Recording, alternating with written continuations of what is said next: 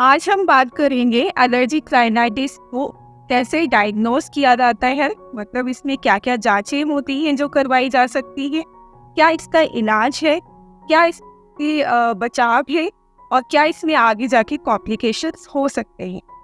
तो सबसे पहले आते हैं डायग्नोसिस में, कैसे हमें पता चलेगा कि मरीज को एलर्जिक राइनाइटिस ही है। तो मरीज की जो कंप्लेन होती है, जो उसके लक्षण होते हैं, उसी से समझ आ जाता है कि मरीज को एलर्जिक राइनाइटिस है। साथ ही में डॉक्टर उसके नाक का एग्जामिनेशन करते हैं, जांच करते हैं, जो कि एंडोस्कोप से होती है। और इसके साथ ही हम मरीज के खून की जांच करा सकते हैं, जिसमें इओसिनोफिल काउंट और आईजी एंटीबॉडी लेवल चेक किया जाता है। अगर मरीज को एलर्जी है किसी भी वजह से, एलर्जिक राइनाइटिस के साथ साथ अगर उसको कोई स्किन एलर्जी है, कोई और एलर्जी है, तो उसमें भी ये इओसिनोफिल काउंट और आईजी एंटीबॉडी ज़्यादा होते हैं। इसके साथ ही एक स्किन प्रिक टेस्ट होता है, एक रेडियो एनर्गोसॉर्बेंट टेस्ट होता है, एक नेजल प्रोवोकेशन टेस्ट होता है। तो ये टेस्ट जनरली कराने की ज़रूरत नहीं होती है। अब हम बात करेंगे कि क्या इसके इलाज है। इसमें हम जनरली मरीज को खाने की दवाइयाँ देते हैं और नाक में डालने की दवाइयाँ देते हैं। तो अगर मरीज को बहुत ज़्यादा दिक्कत नहीं है, कभी कभी दिक्कत होती है, ज़्यादा परेशानी नहीं है, तो उसमें हम खाने की दवाई शुरू करते हैं, जिसमें कि एंटी हिस्टामिनिक जैसे कि लेवोसिट्राजिन दे सकते हैं, उसके साथ मोंटेलुकास्ट का कॉम्बिनेशन दे सकते। ये हमारे नाक में जो बहुत ज़्यादा खुजली चलती है, छींक आती है, नाक बहती है, उस चीज़ को कम करने के लिए ये दवाई बहुत असरदार होती है। लेकिन इसका साइड इफ़ेक्ट ये होता है कि मरीज को नींद बहुत ज़्यादा आएगी, सुस्ती बहुत ज़्यादा आएगी, इसीलिए ये दवाई रात को दी जाती है। लेकिन अगर किसी को रात की ड्यूटी है, रात की नौकरी है, तो उसको ये दवाई रात में नहीं खानी चाहिए, दिन में खा सकते। इसके बाद आते हैं नाक में डालने वाली दवाइयों पे। तो सबसे पहले हम नेजल ड्रॉप्स की बात करेंगे, जो कि बूंद के फॉर्म में दिए जाते हैं, जिसमें कि ज़ाइलोमेटाज़ोलिन, ऑक्सीमेटाज़ोलिन आता है। ये हमारे नाक में जो कंजेशन होता है, जो ब्लॉकेज होता है, उसको कम करने में असरदार होती है।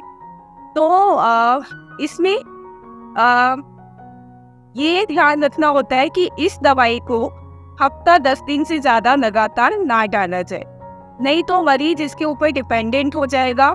इसका साइड इफ़ेक्ट ये होगा कि मरीज को और भी ज़्यादा ब्लॉकेज होगा, नाक और भी ज़्यादा बंद होगी।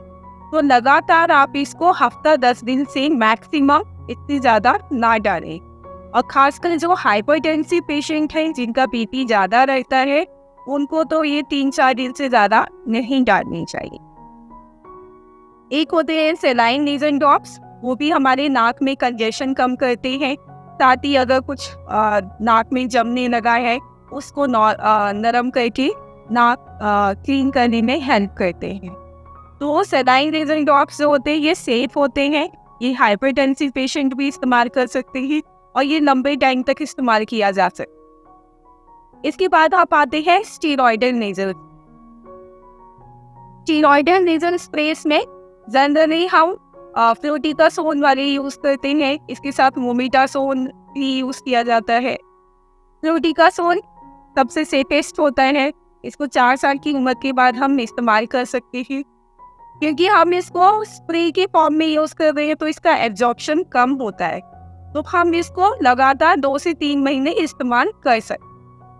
लेकिन लगातार इस्तेमाल करने की वजह से अगर आप सही तरीके से नाक में स्प्रे नहीं डाल रहे हैं, तो उस वजह से काफ़ी दिक्कतें हो सकती हैं, जैसे कि नाक से खून आना।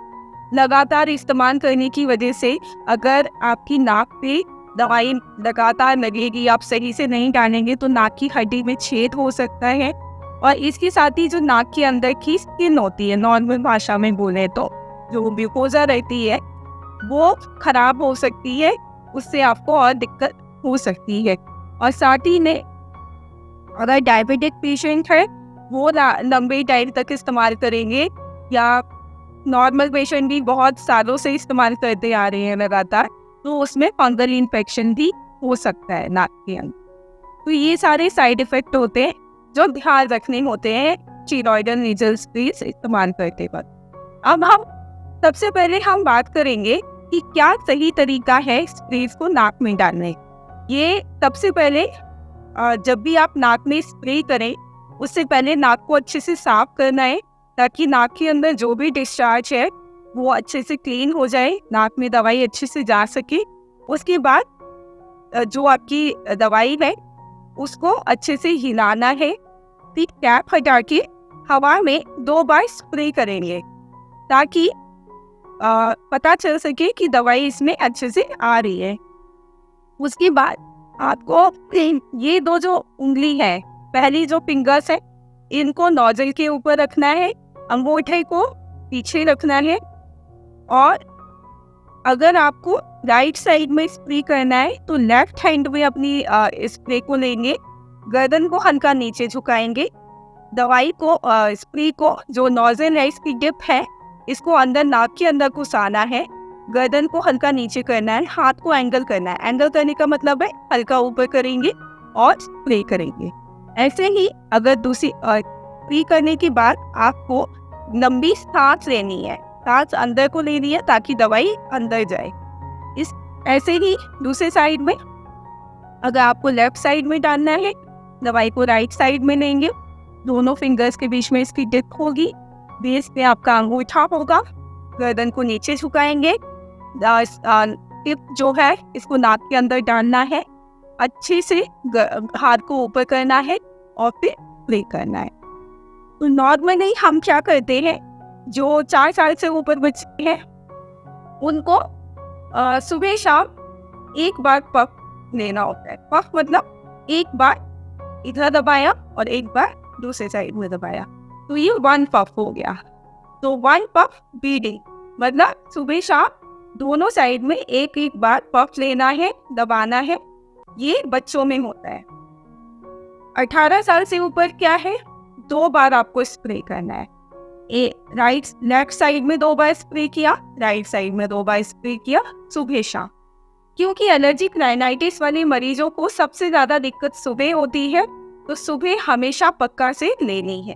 अगर आप 2 बार स्प्रे नहीं कर पा रहे हैं तो एक बार अगर करना चाहते हैं तो सुबह के वक्त पक्का लेना है।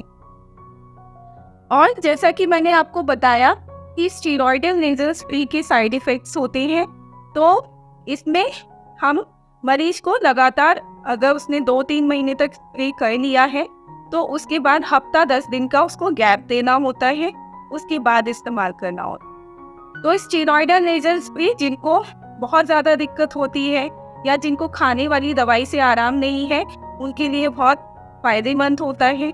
लेकिन अगर मरीज को स्टेरॉयडल नेजल स्प्रे लेने के बाद भी आराम नहीं आया है तो हम उसमें ओरल स्टेरॉयड भी इस्तेमाल कर सकते हैं। बट अगर पेशेंट डायबिटिक है तो उसमें हमें ध्यान रखना होता है कि उसके ब्लड ग्लूकोज और जो भी इसके साइड इफ़ेक्ट होते हैं उस पर ज़्यादा दिक्कत ना आए। तो हमें हमेशा उसका शुगर ध्यान में रखते हुए ही डोज मेंटेन करनी होती है। एक होती है इम्यूनोथेरेपी। तो इम्यूनोथेरेपी जनरली हम करते नहीं हैं इंडियन सेटअप में, जिसमें कि मरीज को जिसमें हम आईजी एंटीबॉडी कम करते हैं और उसका लेवल इंक्रीज होता है आईजीजी का। तो ये नॉर्मली हम नहीं करते। अब हम बात करेंगे कि इससे कैसे बचा जा सकता है। तो प्रिवेंशन में सबसे पहले आता है कि आपके घर में जो भी गद्दे तकिए हैं उसको प्लास्टिक शीट से अच्छे से कवर करके रखें। उसके बाद उस पर कॉटन की सूती चादर और कवर इस्तेमाल करें ताकि उसमें से धूल मिट्टी ना आए। अगर आप घर में कारपेट का इस्तेमाल करते हैं, दरी का इस्तेमाल करते हैं, तो उसको रेगुलरली हफ्ता 10 दिन में वैक्यूम क्लीनर से क्लीन करें। घर में डेली पोछा लगवाएं। ये सब करने के एक ही मकसद है कि धूल मिट्टी कम होनी चाहिए, जिससे कि आपको दिक्कत कम हो। और अगर आपके घर में जानवर हैं तो उनको कॉमन एरिया में या खाना बनाने वाले जगह में जाने से परहेज करें। इसके साथ ही जो महिलाएं होती हैं जब भी वो घर में खाना बनाए तो अगर उससे इनको दिक्कत होती है तो नाक और मुंह को अच्छे से बांध के तभी काम करें। अगर आप बाहर जा रहे हैं तो मास्क लगा के रखें ताकि नाक और मुंह के अंदर धूल मिट्टी ना जाए और आपको परेशानी ना हो। अब मैं बात करूंगी कि क्या इसमें कॉम्प्लिकेशंस हो सकते हैं आगे जाके अगर आप इसका सही इलाज नहीं कराएं। तो सबसे पहले इसमें आता है आगे जाके आपको सांस लेने में दिक्कत हो सकती है, अस्थमा हो सकता है। दूसरा, बार बार एलर्जी होने की वजह से नाक के अंदर पॉलिप बन सकती हैं, गांठें बन सकती हैं। तीसरा, क्योंकि नाक और कान कनेक्टेड होते हैं तो नाक अगर बंद रहेगी तो उसकी वजह से कान में भी परेशानी आ सकती है, कान में भी इन्फेक्शन जा सकता है।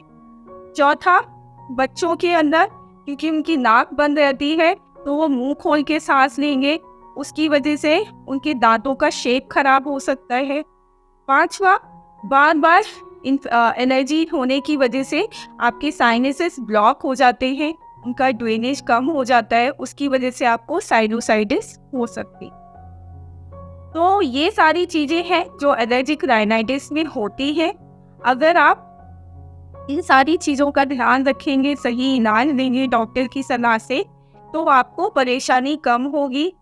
और पहली चीज़ यही है इसमें कि एलर्जिक राइनाइटिस का परमानेंट इलाज नहीं है। ऐसी कोई भी दवाई नहीं है जिससे आप दोबारा आपको ये ज़िंदगी में नहीं हो सकती है। आपको ये बार बार होती रहेगी। बस इलाज लेने से, सही इलाज लेने से ये होगा कि आपको लंबे टाइम तक इससे आराम मिलेगा और आप ज़्यादा परेशानी आपको होने से बच सकती है। अगर आपको ये वीडियो पसंद आई है तो प्लीज़ इसको लाइक कीजिएगा, चैनल को सब्सक्राइब कीजिएगा और अगर कोई भी आपका क्वेश्चन है तो आप मेरे से कमेंट सेक्शन में पूछ सकते हैं। Thank you.